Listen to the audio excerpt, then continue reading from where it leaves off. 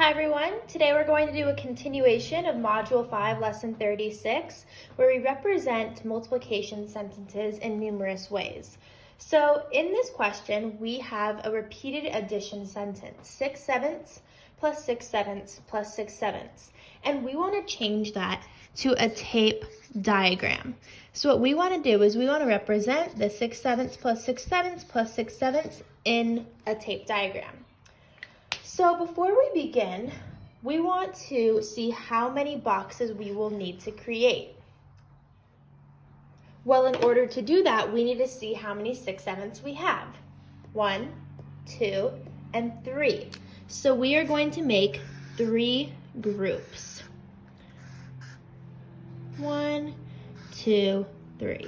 And I want you to think of what you will put into each of these boxes based on your information from the repeated addition sentence. Yes, you are going to put a 6/7 into each box.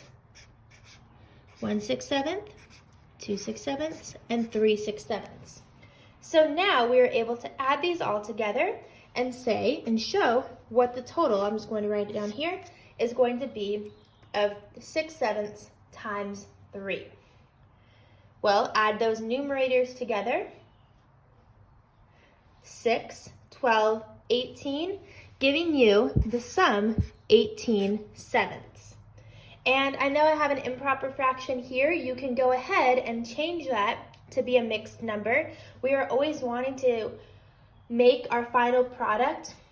If it's an improper fraction, we want to make that final product a mixed number. Mixed numbers are used way more commonly in the real world than improper fractions, and it's also just a great practice to have. So let's go ahead and try that. 18/7 we receive, so we're going to split that up into 2 groups in order to make that mixed number. We want to first see how many times 7 can go into 18. Good, so what you know is that 7 go into 18 2 times, giving you the product of 14.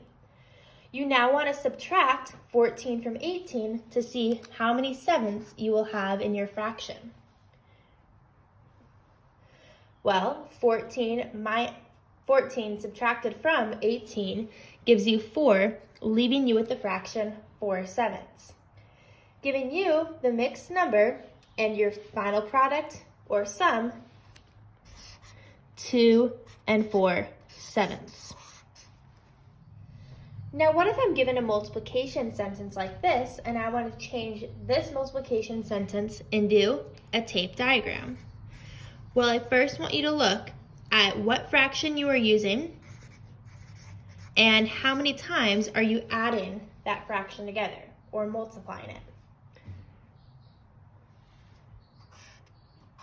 So now that you have your multiplication sentence written down, I want you to think of how many boxes you will want to create for this tape diagram.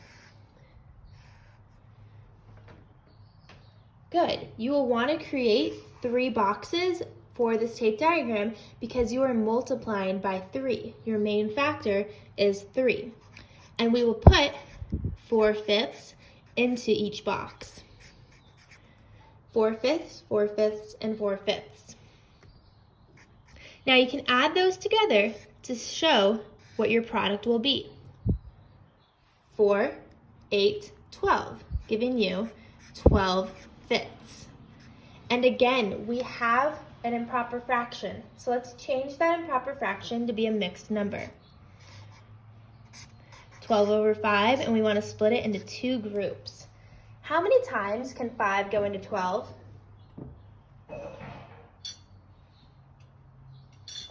Yes, 5 can go into 12 2 times, giving you the product of 10. When you subtract 10 from 12, what are you left over with? Awesome, you're left over with 2. So you would have the leftover fraction 2/5. You can now put these 2 together to equal that mixed number, giving you 2 and 2/5, showing that 3 times 4/5 is equal to 2 and 2/5. So now we have a multiplication sentence, and we are going to work on using repeated addition to represent this multiplication sentence. So take a moment to write down 6 times 3/7. This is another skill and another tool that you can use to find out the product of a multiplication sentence. So below our multiplication sentence, I'm going to start writing an addition sentence. I have 3/7, and I want you to think of how many times I will want to add that 3/7.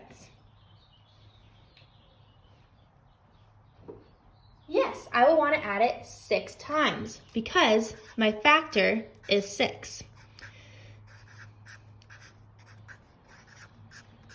1, 2, 3, 4. Gotta add 2 more. Awesome. So now you have shown 6 and 3/7 in a repeated addition way. We can go ahead and solve for the product. 3, 6, 9, 12, 15, 18, giving you the product of 18/7. Once again, we have an improper fraction, so let's go ahead and work on changing that improper fraction to a mixed number. How many times can 7 go into 18?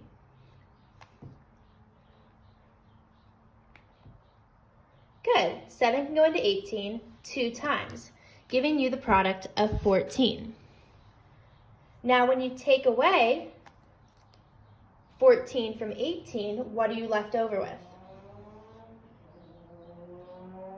Yes, you're left over with 4, giving you the remainder of 4/7. You put these two together and you have your mixed number, 2 and 4/7, showing us that 6 times 3/7 equals 2 and 4/7.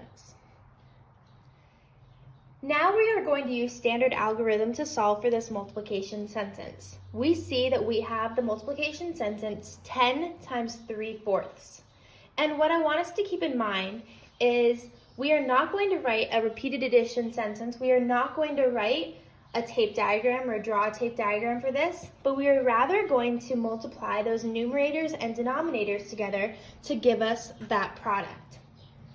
One important thing that we need to keep in mind when we are multiplying with a whole number is that any whole number has almost a ghost denominator of 1. It's invisible, it's not there, but we know that any whole number has a denominator of 1. So what you can do is you can multiply it just like this using the numerators of 10 times 3 and 1 times 4, or you can rewrite your multiplication sentence like this, 10 over 1 times 3 over 4. So now you can see what part of the fraction is aligned with the other part of the fraction in order to multiply together.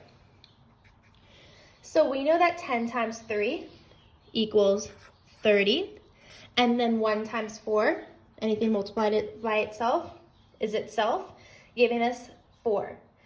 We have our product here, 30/4, and now we want to translate that into a mixed number. How many times can 4 go into 30?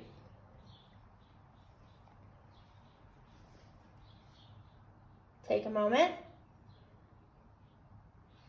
Yes, 4 can go into 30 7 times, giving you the product of 28. What are you left over with when you take away 28 from 30? Awesome, you're left over with 2. So you have 2/4 left over, or 1/2 if you want to use the lowest common fraction. We put those two together, giving us 7 and 2/4, showing us that 10 times 3/4 is equal to 7 and 2/4. Let's try another one. If we are given the multiplication sentence 12 times 6/7, take a moment to write that down. You can always pause the video while you're writing it down. We know that our whole number of 12 will have the denominator of 1. So you can choose to multiply it this way, or you can rewrite your multiplication sentence as such. 12 over 1 times 6 over 7. Well, 12 times 6, take a moment to do that multiplication. 12 times 6 gives you 72. And then we multiply those denominators. 1 times 7 gives you 7. So now what we want to do is we obviously see that our numerator is above or larger than our denominator. So we need to change that into a mixed number. How many times can 7 go into 72?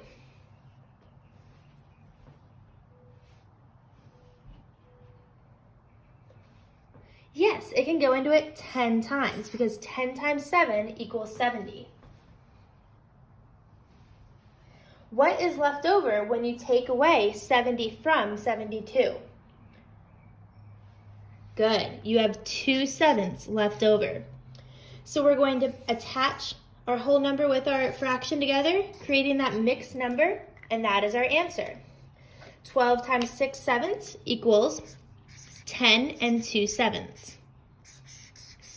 So both of these lessons, lessons 35 and 36, are just great practices for you to show, see, and represent multiplication in a variety of ways. I hope that you have a good time doing your math work today and keep pushing yourself to become a greater learner. Have an awesome day, 4th grade. Bye-bye.